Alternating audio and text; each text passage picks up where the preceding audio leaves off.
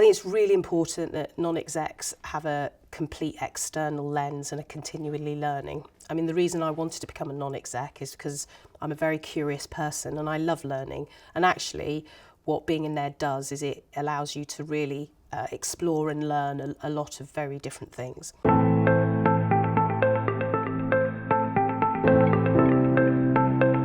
As a NED, you need to be constantly looking outside of the business and understand the bigger sort of macroeconomic pictures or the political pictures or the technology changes. And so you've got to stay up to date with that to add value and to then combine that with your experience. I think actually that combination of what's out there and what learning and insight and knowledge you can bring in, as well as what you have already, being constantly refreshed is absolutely critical. Make sure that you keep learning and you check your reference points. It's not good enough just to rely on what's been said in the boardroom. Talking to people in the business, looking at market data, that's irrelevant. They're relevant for you to be able to be curious in the boardroom and ask people to explain where they are, how they think they're doing, how they're measuring that. One of the things I learned early on in my career was that I thought the company I worked for was different to other companies' industries, but actually it wasn't. Most of the issues we were experiencing, somebody else in some other company or industry was experiencing too. And therefore, if you could benefit from their experience in terms of the approach they took to dealing with it, as well as the possible solutions to it, you could get ahead of the curve.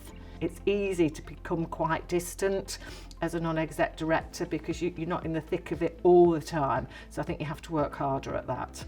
I work in insurance, which is a very close-knit community. So understanding what other people, other execs outside of your company think of what you're doing is really helpful.